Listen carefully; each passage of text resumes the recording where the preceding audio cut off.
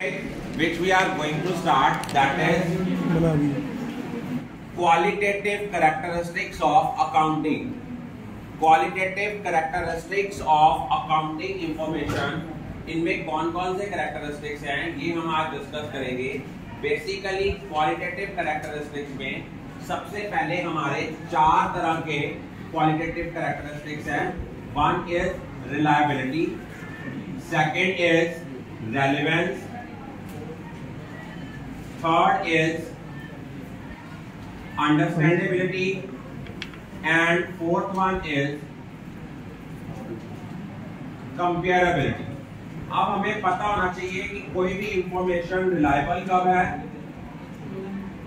कोई भी information relevant कब है. अब एक चीज देखिए, रिलायबल इंफॉर्मेशन का मतलब क्या होता है. रिलायबल इंफॉर्मेशन वो इंफॉर्मेशन होती है जिसपे हम ट्रस्ट कर सकते हैं, जो इंफॉर्मेशन हमें वेरीफाई हो सकती है, ऑथेंटिक प्रूफ है. अब आप देखो, आप अपने बुक्स ऑफ अकाउंट्स में उन्हीं ट्रांजैक्शंस को रिकॉर्ड करते हो जिनका कोई ऑथेंटिक प्रूफ है.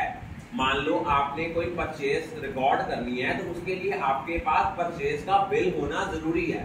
ये नहीं है कि आप फेक ट्रांजैक्शन शो कर देते हो, भाई मैंने 10,000 की चीजें खरीदी, आपके पास 10,000 का प्रॉपर बिल होना चाहिए ताकि वो ट्रांजैक्शन जो है वो वेरीफाई हो सके. और अकाउंटिंग इंफॉर्मेशन जो होती है ये वेरीफाइबल इंफॉर्मेशन होती हैं क्योंकि हम इनको डिफरेंट सोर्सेज से वेरीफाई कर सकते हैं. सेकंड है रेलेवेंट.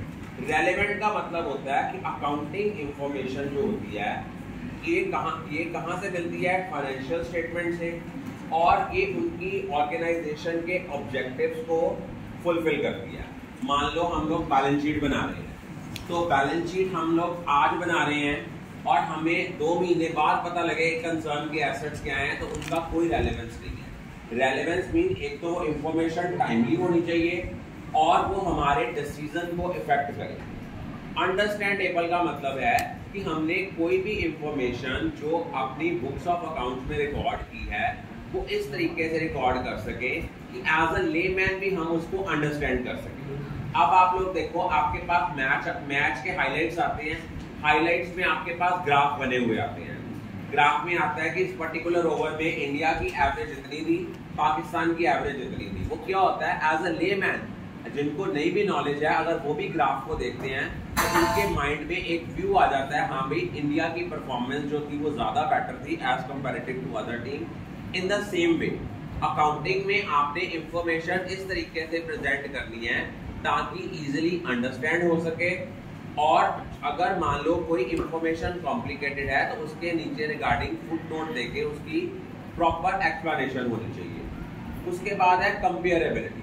कंपेरेबिलिटी जो है ये बहुत एक यूजफुल क्वालिटी है अकाउंटिंग इंफॉर्मेशन की. आप लोग देखोगे जब आप कंपनीज की एनुअल रिपोर्ट देखते हो, वहां पे जो आपको बैलेंस शीट दी जाती है, statement of profit and loss दिया जाता है, वो 1 साल का नहीं दिया जाता.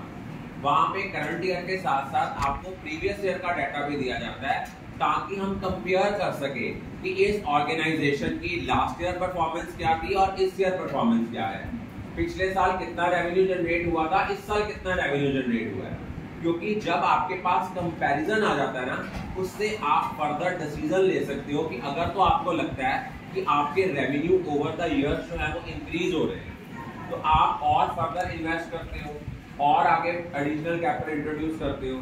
लेकिन अगर आपको लगता है कि आपके over the years revenue generation जो है वो डिक्लाइन कर रहा है तो आप अपनी एडिशनल इन्वेस्टमेंट करने का डिसीजन जो है उसको पोस्टपोन कर देते हो. फिर मैंने करवाया था branches of accounting. Branches of accounting में 3 ब्रांचेस करी थी, financial accounting, cost accounting and management accounting.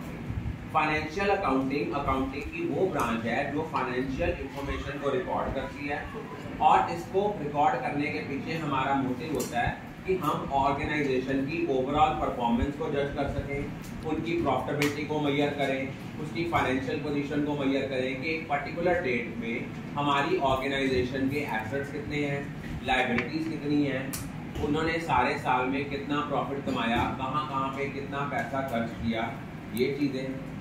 उसके बाद कॉस्ट अकाउंटिंग. कॉस्ट अकाउंटिंग की वो ब्रांच है जो इस चीज़ के साथ डील करती है कि एक पर्टिकुलर चीज को बनाने में कितना खर्चा आया या सर्विसेज रेंडर करने में कितना खर्चा आया. या पर यूनिट कॉस्ट कितनी है। अगर हम लोग कॉस्ट अकाउंटिंग करते हैं, कॉस्ट अकाउंटिंग हम किस लिए करते हैं, कॉस्ट अकाउंटिंग करने के पीछे हमारा टारगेट होता है कि हम कॉस्ट को कंट्रोल कर सकें। अगर हमें लगता है कि हमारा खर्चा ज्यादा हो रहा, हमें रेवेन्यू इतना जनरेट नहीं हो रहा, तो हम क्या करेंगे, कॉस्ट कटिंग करनी शुरू करेंगे, कॉस्ट को रिड्यूस करनी शुरू करेंगे। मैनेजमेंट अकाउंटिंग क्या होता है, मैनेजमेंट अकाउंटिंग दो टर्म से बनी है, मैनेजमेंट प्लस अकाउंटिंग। इसका मतलब होता है इस तरीके से अकाउंटिंग इंफॉर्मेशन मैनेजमेंट को प्रेजेंट करना ताकि डिसीजंस लेने के लिए हेल्पफुल हो। जैसे मान लो कंपैरिजंस की फॉर्म में, रेशियोज की फॉर्म में, कैश फ्लो स्टेटमेंट की फॉर्म में हम इंफॉर्मेशन प्रोवाइड करते हैं ताकि उन्होंने कोई इन्वेस्टमेंट डिसीजन लेने हैं, कोई कैपिटल डिसीजन लेना है, कोई डिविडेंड डिसीजन लेना है, तो उनको वो डिसीजन लेने में हेल्पफुल हो। I think all of you are clear.